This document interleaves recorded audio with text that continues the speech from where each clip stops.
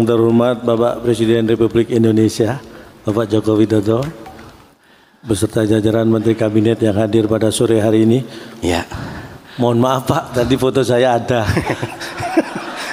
Mohon maaf Pak. Tapi saya saksi Pak, di semua acara event terkecil pun di negara ini, foto Bapak selalu hadir. Saya pastikan Bapak hadir. Saya pastikan Bersebelahan dengan Pak Ma'ruf Amin. Jadi Bapak jangan khawatir. Event terkecil di RT aja Pak, Bapak ada. Apalagi event-event besar. Jadi saya bangga sekali bisa hadir di sini. Karena memang ini sebenarnya habitat saya yang asli. Itu sebenarnya seperti ini Pak. Inilah habitat Bapak sebenarnya di tengah orang-orang proyek, insinyur, orang-orang penting. Pak. Karena saya terlalu sering berkutat dengan pelawak, jadi memang agak berbeda. Tapi kali ini saya terus terang saya mengajak, ini termasuk sekretaris saya Pak. Kalau Bapak Jokowi kemana-mana kan juga didampingi Pak Mensesnek. Ya, luar biasa. Kabinet yang luar biasa memang. Betul, karena memang kabinet ini luar biasa. Karena Pak Mensesnek ini bukan hanya namanya juga sekretaris, bukan hanya mencatat, menginventaris, tapi juga Bapak ini selalu dipraktikno. Ya. Jadi bukan hanya menulis gitu. Iya. Jadi makanya semuanya berjalan dengan baik. Iya, bukan hanya ngomong, nulis, dipraktikno. Iya Pak ya. Luar biasa sekali Bapak mengamati ya. Pas sekali ya, benar. Tapi berhubungan dengan teknik proyek tadi Bapak. Ya memang saya perlu sampaikan, saya lulusan teknik elektro ITS Pak. Iya. Tapi memang selama ini lulusan kampus saya itu terbagi 3 kelompok besar. Ya, yang pertama? Yang pertama banyak lulusan dari kampus saya menjadi orang penting. Jadi orang penting. Jadi orang penting. Yang kedua? Yang kedua yang penting jadi orang. Ya. Ada yang seperti itu ada Pak. Nah, Bapak masuk yang mana nih? Saya yang ketiga. Yang ketiga apa Pak? Kalau saya yang penting orangnya jadi. Nah, itu baru penting saya. Iya. Karena seperti acara ini PSN telepon sekali langsung jadi. Lah ini penting buat saya. Karena banyak sekali perusahaan telepon berkali-kali ujung-ujungnya nggak jadi. Nah, jadi itulah persamaan antara Bapak dan PSN. Betul. Yaitu jadi ini saya mewakili yang penting jadi. Makanya saya mewakili dari KPPIP. Wis, apa Pak KPPIP? Ini Komedian Peduli Percepatan Infrastruktur Prioritas. Wis. Luar biasa. Kalau istri Bapak juga sarjana? Istri saya kebetulan juga lulusan elektro, cuma sekarang memang menjadi jaksa Pak. Pak, jaksa itu profesi, pendidikannya juga harus profesi Pak. Ini perlu saya jelaskan. Istri saya itu sekarang jadi jaksa karena setiap hari kerjanya nuntut aja Pak sama saya. Bahkan melebihi jaksa kadang-kadang. Jadi istri saya itu kalau di rumah kerjaannya nuntut seperti jaksa. Kalau saya di rumah seperti pengacara, saya selalu membela diri gitu kan. Nah, anak-anak saya jadi saksi. Saksi apa Pak? Saksi memberatkan Pak. Karena sudah tahu ibunya minta dibeliin tas, anak minta dibeliin sepeda motor. Itu kan malah memberatkan. Oke, Bapak ini langsung saja kita ke fokus karena waktu juga terbatas. Pengamatan Bapak mengenai PSN ini Pak? Saya kira proyek strategis nasional ini sangat luar biasa. Karena menurut data dari KPPIP yang sebenarnya, saya mendapat bahwa 100 lebih ya yang dilaksanakan dengan baik. Hanya mungkin beberapa. Jadi gini, ada sekitar 185 atau 150 proyek yang sudah selesai dikerjakan sebagian besar oleh Kementerian PUPR. Jadi ada sekitar 8 proyek yang masih menambah tambahan waktu. Itu dia, makanya catatan saya yang belum selesai tadi, kalau yang sudah selesai dikerjakan PUPR, yang belum selesai ini menjadi PRPU. Oh ya.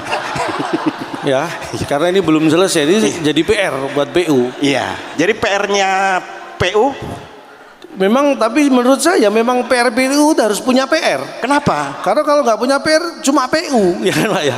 Namanya juga PRPU harus ada PR. Tapi menurut saya harusnya PR-nya cukup 1. Jangan sampai lebih. Kenapa Pak? Karena PRPU kan PR-nya 1. Ya. Kalau 2 jadi PRPU. Nah, salah satu kendala yang kita hadapi hari ini adalah mengenai kadang lahan Pak. Betul. Pembebasan lahan. Itu sudah disampaikan oleh Pak Hadi. Pak Hadi Cahyanto sertifikasi sudah Pak. Betul sekali. Jadi memang saya kira ini hal yang kadang-kadang kita tidak menyadari ini terjadi di negara kita. Penyelesaian masalah mungkin lahan Kenapa kadang-kadang tidak bisa cepat? Karena memang perlahan, Pak. Kenapa? Jadi harus diselesaikan secara perlahan. Jadi jadi dari lahan ini selesai, lahan berikutnya. Jadi itu memang filosofinya, namanya juga perlahan, memang nggak bisa cepat. Iya. Harus kita pahami. Perlahan-lahan. Jadi tiap lahan dulu gitu Pak ya. Betul sekali. Bisa aja Bapak ya. Ya ini karena saking nganggurnya ya. Baik Pak. Jadi gini Pak, gerakan sudah dimulai 80 tahun lalu. Betul. Ini adalah luar biasa. Bapak Jokowi mencanangkan, banyak mendapat tentangan. Buat apa bikin jalan dulu? Buat apa ini? Orang ininya belum ada. Betul. Menurut Bapak? Nah, saya ingat betul tahun 2019 saya sempat diundang hadir ke Istana Bogor. Saya dengan penuh segala rasa hormat bisa mewawancara Bapak Jokowi waktu itu. Kalau Bapak masih ingat, ketika saya menanyakan tentang bahwa banyak yang mengatakan jalan tuh nggak bisa dimakan, infrastruktur nggak bisa dimakan, tapi Bapak tetap membangun, tetap melaksanakan semua program karena yakin inilah yang dibutuhkan bangsa ini. Berarti Pak Jokowi ini punya pikiran ke depan Pak ya? Betul sekali, karena sesuai dengan background beliau. Apa? Jauh sebelum menjadi presiden itu menunjukkan background beliau. Apa? Beliau dulu kan di dunia mebel, furniture.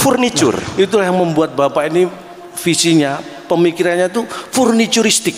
Jadi ke depan. Bapak, mohon maaf Pak, itu futuristik itu untuk orang yang tidak punya background di dunia furniture. Punya background itu furnituristik. Orang sudah tahu. Luar biasa. Makanya jadi gini, Pak, dari semua pembangunan yang sudah dilakukan, yang termasuk proyek strategis nasional, ada jalan, waduk, bendungan, jembatan, betul, bandara, kemudian pelabuhan. Ya, saya kira prioritas yang mana Pak? Sebenarnya menurut saya yang paling penting itu jalan.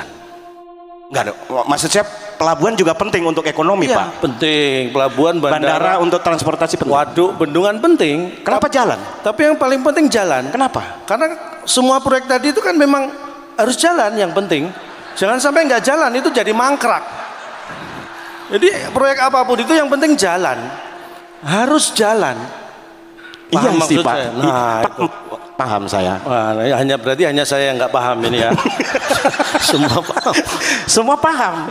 Oke, nah ini kadang dibutuhkan yang namanya kita sebagai warga. Betul. Pengorbanan juga, keikhlasan juga, saling mengerti gitu. Kadang proyek itu kena harus digusur, harus mendapat ganti untung. Inilah, ini saya katakan kabinet ini luar biasa karena ada satu cerita. Kebetulan saya dengan Bapak Menteri PUPR Pak Abbas itu kan satu alumni SMA Pak. Iya.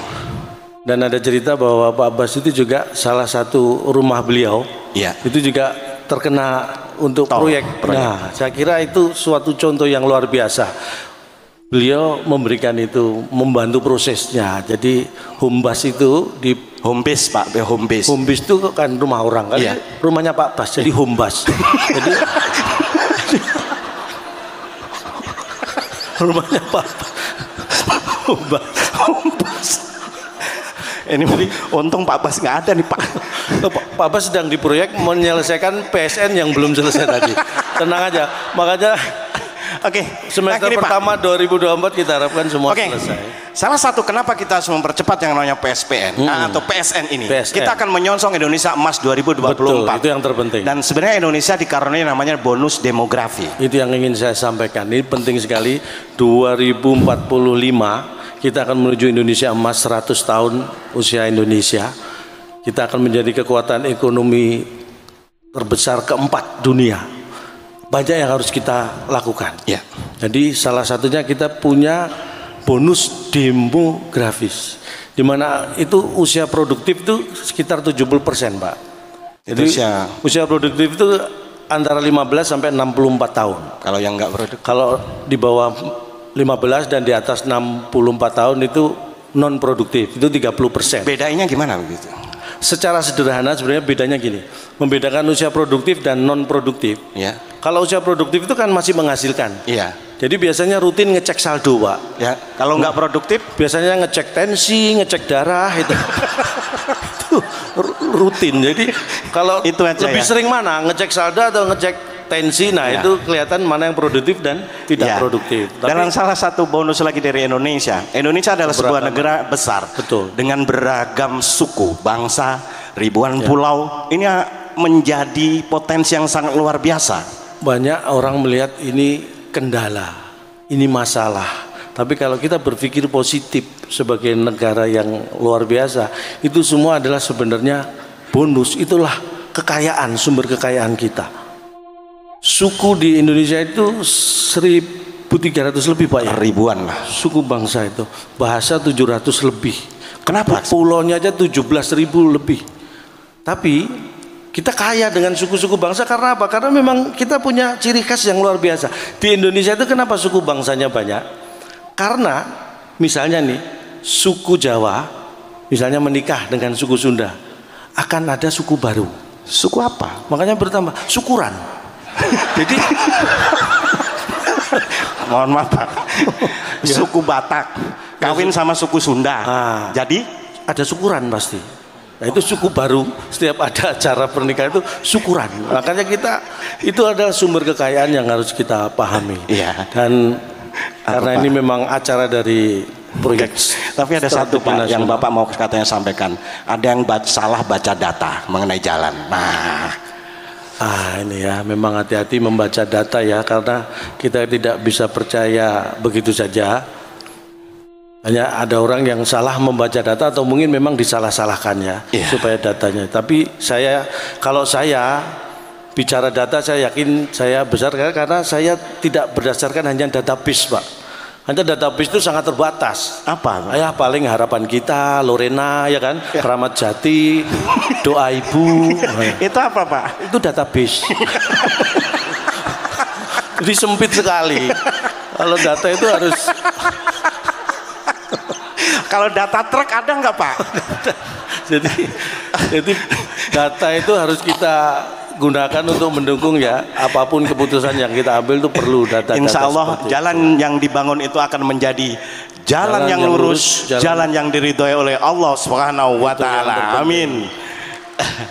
Dan ini karena semua proyek strategis nasional itu butuh percepatan. Ini saya tampil di acara PSN ini juga akan saya percepat Pak, karena ini mendukung program. Saya lama-lama kan ini, karena mohon maaf karena memang setelah ini ada agenda yang secara waktu tidak bisa dimundurkan dan tidak bisa dimajukan. Apa? Azan maghrib. Oh ya. Jadi mungkin saya tadi diminta untuk Pak Arsyad, saya diminta panitia untuk menyampaikan materi Pak. Saya diminta memberi materi, tapi saya pikir orang saya berdiri di sini itu dalam rangka memenuhi kebutuhan materi gitu. Kok diminta memberikan materi gitu. Terus saya bawa pulang materi apa? Nanti istri saya profesi jaksanya semakin kuat. Nuntutnya semakin keras itu. Jadi sekali lagi mungkin hanya ini yang bisa kami sampaikan. Saya kira acara seperti ini perlu rutin. Boleh tepuk tangan, santai aja Pak, santai aja. Santai saja. Karena terus terang tadi pagi saya juga bersama beliau Bapak Presiden naik kereta cepat dari Jakarta ke. Gimana rasanya? Wah ini nggak ikut Pak, jadi saya perlu cerita. Jadi kereta cepat itu luar biasa cepat. Saya belum naik, udah turun. Saking cepatnya. Ternyata saya noleh, saya memang belum disuruh naik ternyata. Tetapi kencang, bener. Saya tadi ditanya, Cak, gimana rasanya naik kereta cepat? Kecepatan 350 km per jam. Wis mantap. Saya disitulah merasakan, seperti ini rasanya jadi Valentino Rossi. Ada wifi-nya kencang juga ya? Valentino Rossi itu, saya 350 km per jam saya masih bisa minum tadi. Valentino Rossi saya lihat nggak sempet dia minum. Hebat kita berarti Pak. Makanya ini luar biasa. Tadi itu juga lompatan yang kita lakukan ini mudah-mudahan memberi manfaat yang seluas-luasnya. Kereta cepat dan LRT saya juga digitalisasi cepat juga penting. Betul sekali, digitalisasi. Saya hadir di sini aja karena digital Pak. Iya. Karena begitu antara PSN dan manajemen secara sudah cocok. Nah saya hadir digital. Jadi, maksudnya wifi Pak, digital itu kayak digital. Saya itu di rumah untuk membantu profesi saya butuh data, butuh ilmu, makanya wifi di rumah saya itu kenceng banget. Saya langganan paling mahal, paling kenceng. Kalau Bapak Ibu nyoba di rumah saya itu wifi begitu login langsung lockout. Itu kenceng banget. Ini mahal nih siapa ya? Oke. Dan di ujung tadi luar biasa sudah diserahkan yang namanya buku. Betul. Jadi untuk bisa dibaca-baca. Ini bicara masalah buku. Saya walaupun pelawak, saya punya hobi membaca sejak awal sekolah. Makanya pinter ya Pak ya? Ya sebenarnya pinter itu relatif. Tapi saya secara ilmu bisa diadu lah. Tapi memang kenapa saya memilih jadi pelawak? Karena saya merasa bakat saya itu melawak sejak SD saya tuh Pak. Karena waktu SD kalau saya terima rapot, kalau saya tunjukkan ke orang ketawa Pak lihat rapot saya. Ini bener. Disitulah saya, apa bakat saya ngelawak gitu ya. Saya belum ngomong itu Pak. Baru lihat rapot saya udah ketawa. Makanya saya tingkatkan terus sampai. Tapi sayang tidak didukung orang tua karena Bapak Ibu saya dulu kalau saya tunjukkan nilai rapot saya tunggu lama nggak ketawa-ketawa. Saya malah dimarahin itu. Jelek berarti.